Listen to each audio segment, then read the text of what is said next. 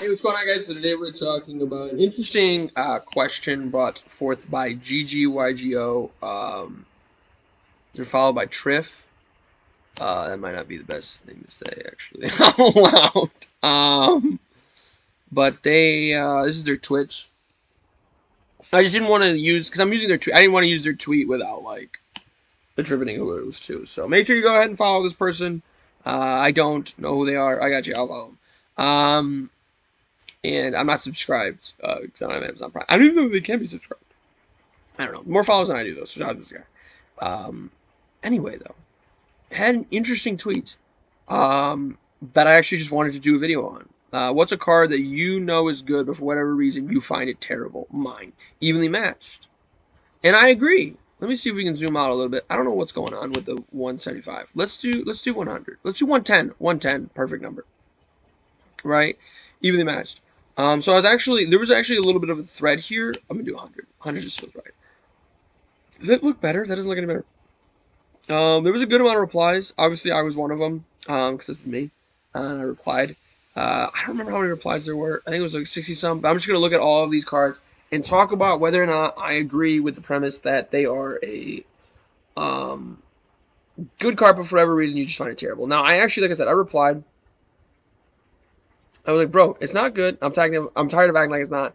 You get 3 turns in Modern Yu-Gi-Oh! And you just want to skip yours because you think Evenly is good. Now, a person replied, obviously, and saying, Evenly doesn't skip your turn, it skips the battle phase. But unless you're playing a burn deck, which you shouldn't be, unless you're playing a burn deck, you are skipping your turn if you're skipping the battle phase. Like, let's say your opponent has no cards in hand, has a crazy, let's just say Apollo's on board. They play evenly matched. You play evenly matched. You get rid of all your opponent's monsters because they have no way of stopping it, and they have no cards in hand, just the Apollosa. You still have to play around the Apollosa. That's number 1, right?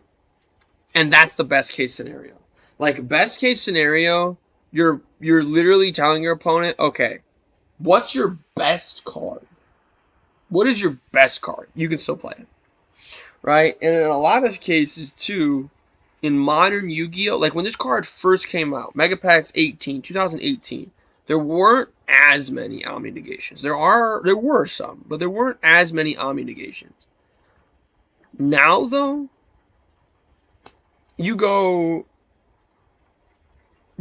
have to go through 2 or 3 different forms of negation. So in a lot of cases, people will, the way I see evenly matched played now, people will go this card, burn negate, main phase, battle phase, evenly matched. So I'm 3 cards down, right? That feels like a pretty average scenario, 3 cards down, right? Even if you got 4 cards to out your opponent's best monster and establish a board, assuming that they aren't going to top deck, right? That feels like a great scenario. But then there's also the thing, too, where evenly matched is not like a Nibiru or a DD Crow or a hand trap that can interact with your opponent. So odds are, if you drew this card, you didn't draw any other hand traps. Maybe you did, right? But let's say your opponent's got 2 cards in hand. Just 2. That feels really good. They made a crazy board and they got 2 cards in hand. And then you burn through 2 cards. We'll just say 1. You burn through 1 card. And then play evenly. So now you have, because you played 2 cards now, because you played 1 card plus evenly. You have 4 cards, because you drew for your turn, to break your opponent's board and to establish a strong enough board to where your opponent has 2 cards and they can't do anything through it. Not to mention there are cards that interact with the banish zone now, too. Like, oh, this card is banished, let me activate something, right? I understand that there have been uses for it. I know it's 1 games, but a lot of Final Countdown is 1 games. It doesn't make it a good card. And that's the type of discussion I wanted to have, because other people had it. So, Forbidden Droplet. I've always thought this card was just terrible in every deck except maybe tier. Said 2 likes. Forbidden Droplet is interesting. Because Forbidden Droplet, I will say, I don't think Forbidden Droplet is worth its price, right? Because we usually do market watches a lot here. I never see Forbidden Droplet in the best selling. I don't really know if it's worth its price, especially when a card like Dark Ruler exists, right? But what gets missed out a lot on Forbidden Droplet is that middle effect, right? So choose that monster's effect your opponent controls until the end of this turn. Their effects are negated, right? We all remember that, but their attack is also halved, and that has a multitude of things. Like one, I always say, like attack points don't really matter until they do, right? But two, more importantly, it can be activated during the damage step, which means that there are a lot of things. Like let's say you send, you play droplets and you send an evenly matched, right? Your opponent can't respond with a judgment, but they can't respond with a Baron. They can't respond because it's during the damage step. Right now, I don't love the idea of being able to send cards from your hand, but you can use it from your field, right? You can do something like Forbidden Droplet Chain Teleport. So now I send my teleport. My teleport's resolving anyway. So I don't think it's a terrible card. And the thing is, too, the overall premise, and I'm not trying to bash this person. It seemed like a nice guy or girl, I don't know, or whatever. But the reason why it works well in tier is because of like the sent to graveyard by card effect thing. A lot of decks have that though. A lot of decks want cards in their graveyard. Actually, it's just kind of the way Yu-Gi-Oh is now. So I don't think it's a terrible card. I can understand the issues with it, right? This one, I actually responded to this. You can see me popping up again. Cypher Gear Gamma. I've been very adamant that this is not a good card, right? But I responded with what I thought was a really good response here too. The card is fine. Driver is just bad, and that truly is the issue with this card. Like, yes, you can't summon it when you control a monster. That's a bit annoying, unless of course you have Lambda. But also the issue I have with this card is that you just have to run a brick for it. And then the thing is too, when you think about cards, you in a trading card game, you can't just think of this is how good the first time I'll use this card is going to be, and it's always going to be that good. That's just not true, right? Like play E-Telly, Chain Ash, Chain Gamma. Let's just say that's what happened. That's awesome, right? Not to mention if you're playing Gamma in a deck that runs E-Telly, that's really cool too because, and I think there's even been sprite lists that were running E-Telly so they could also run Gamma as a hand trap, because it can be summoned off of E-Telly, which is why E-Telly is such a great card, right? But then you also have the idea of the driver, right? So if you play this card and you don't do anything with the materials because you played it during your opponent's turn, they get banished. The other two Gamma get turned off. And so those are literally bricks in your hand unless you just have a way to summon them out. Which there are a multitude of ways. Obviously, Emergency Teleport's the first one that comes to mind. But there are a multitude of ways to bring this card out. Not just E-Telly. E-Telly is just the best one, probably. So that's why I don't love this card. Monster Effect Negation is really solid. And Gamma has its moments. And if you have Cypher Circuit up, you can make Cypher their Omega. Right? But circumstantially, it's great. But in most cases, it's not very good. Nibiru. Nibiru is interesting. I actually won off of Nibiru twice yesterday on Master Duel. Because Nibiru has this way of like... Nibiru for me is like Droll and Lockberg. Right? So Nibiru is actually a correct answer. Because yes, it is terrible. Against some decks, Nibiru just is absolutely terrible. Like in this format, Nibiru is not very good. Most decks can either set up the Omni Negation or the Monster Effect Negation before the Nibiru can even be dropped. Or some decks are... they can just play through it, right? But I look at a deck like Salamangreat. Salamangreat has no response to Nibiru and has no way of playing around Nibiru. I remember I spent like 5 hours one day at night just trying to play through Nibiru. Just trying to play through Nibiru with Salamangreat. Couldn't figure it out. If you guys have figured it out, let me know in the comments down below. But like Salamangreat Wage, Will of the Salamangreat War all require Link monsters to be on board. But they're also traps. Right? And obviously Will of Salamangreat is a spell card. But like they also can't be activated to stop this, right? There really is not a way, other than Crossout Designator, to stop Nibiru with Salamangreat. But then also, like I said, against tier element, a Floowandereeze, it's just not very good. So I think it's a correct answer, but I think it's circumstantially really good. Yeah, I do disagree with this. I think this is an absolutely fantastic card. I understand it doesn't really do anything, and I think that's what this person's trying to say. Like, Dark Ruler No More doesn't do anything. Like, yeah, you negate all face-up monsters your opponent controls, but it doesn't do anything with the monsters. I understand that, but you're supposed to, right? And the thing is, too, going second, it puts you back on even playing field. Like, if your opponent has no cards in hand, right, and you play Dark Ruler No More, turns off all of their monsters, now you can play all 5 of your cards. And it's like the thing with Evenly. Like, discard versus Evenly, for example. Evenly almost always requires you to play some cards before you can play the Evenly. Dark Ruler is always the first card you play. So I like Dark Ruler better. Dark Ruler plus Evenly is actually really interesting too. Because Dark Ruler plus Evenly is insanity. Actually, Dark Ruler plus Evenly is actually where the 2 cards are the best.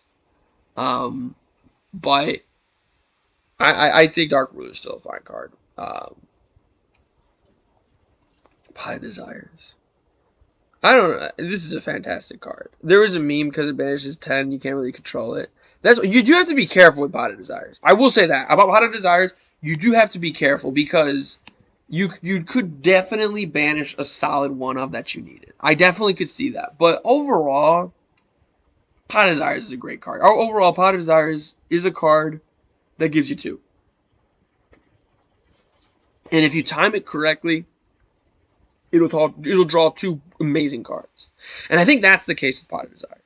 When we first started playing when we first saw Pot of Desires, it was a $70 card. We were just slam the Pot of Desires and go crazy, right? And that's not really how to play it. If you have to, you have to.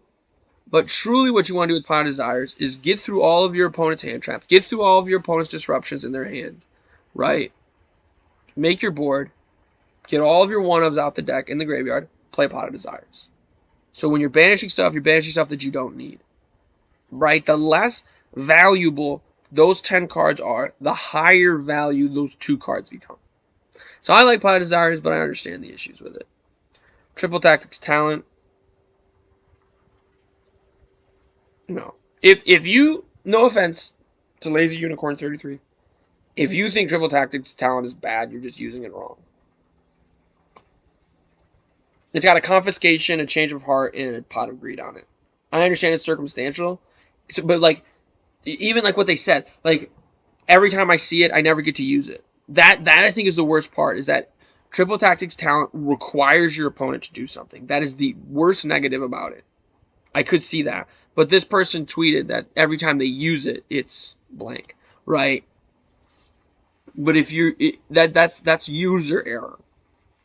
Because when this is a good point though, because a lot of people think about this when they think this way, when they think of Triple Tactics Talent. When you use Triple Tactics Talent, in that game state, if you know all cards, and you can respond based on knowing all cards and all possible outcomes, and when your opponent's going to play it, there is one of the 3 effects are really, really good. One of the 3 effects aren't as good, and one of the 3 effects are okay, but not that great. You get to decide though, without having that information, right? So it's really, this card, I feel like gets better the better the person is. Like, this card is good for good people. Like, no offense to Lazy Unicorn 33, but that's just kind of how I feel about that. Lightning Storm. I never draw going second. Instead, I'd always draw it when it's useless. I feel that. Lightning Storm, I was talking about Raigeki on the Market Watch, where I think that's why Raigeki, because you would think a Lightning Storm reprint, making it more budget, would hurt Raigeki's price point, but it didn't. Why? Because we were just talking about this. We were talking about Gamma. The first Lightning Storm is better than the first Raigeki, because the first Lightning Storm is usually when you're going second and you don't have any cards, and you can use it as a Heartbeat or a Raigeki, which is insane. But usually later in the duel, when you have monsters that are face up or equip spells or continuous spells and traps or field spells, you can't even play Lightning Storm anymore.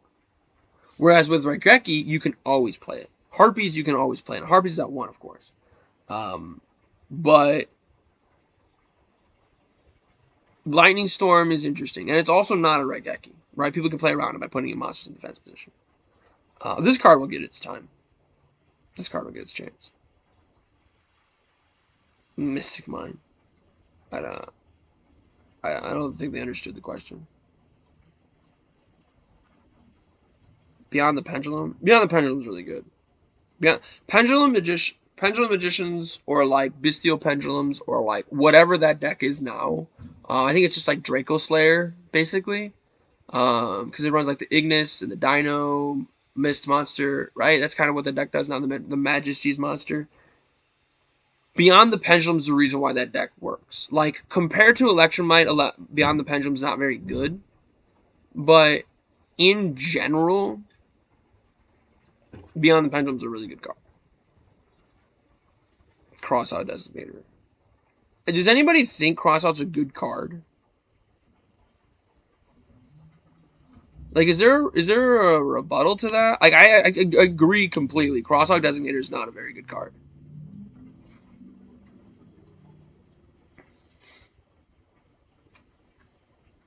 But Max Seed, right? And cards that are as powerful as Max Seed, you kind of do need Crossout Designator. Every time I manage to pull off Droll, either clogs my hand, like I said. And Droll, I'm glad that someone finally did tweet out Droll. Droll and Nibiru for me are the same. Like, Droll is the correct answer to this question because it is terrible against certain matchups, but it's also amazing against others. Lightning Storm. Some of these guys are just responding to evenly matched. Nibiru, Lightning Storm, Bestial Branded. Oh, I beat it because of... Oh, he didn't beat it, though. Right, because it's evenly matched. Necessary Evil. We're just going second with Trickstar. Main decked evenly. Love that card. Until recently. Gamma was the card I didn't care for. Pot of Desires, Triple Tactics Talent.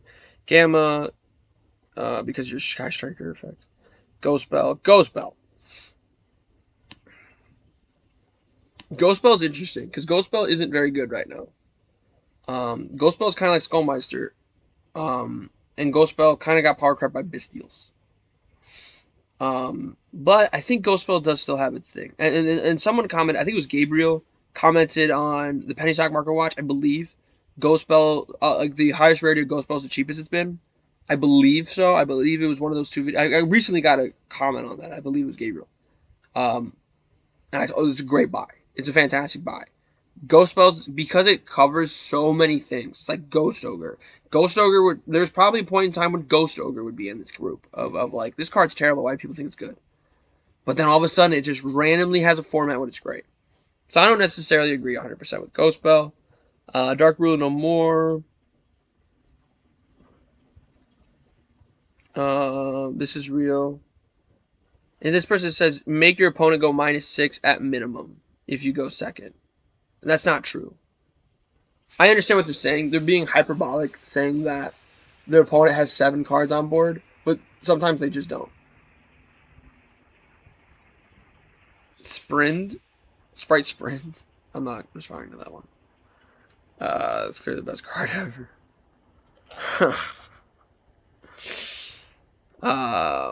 That's Twitter for you.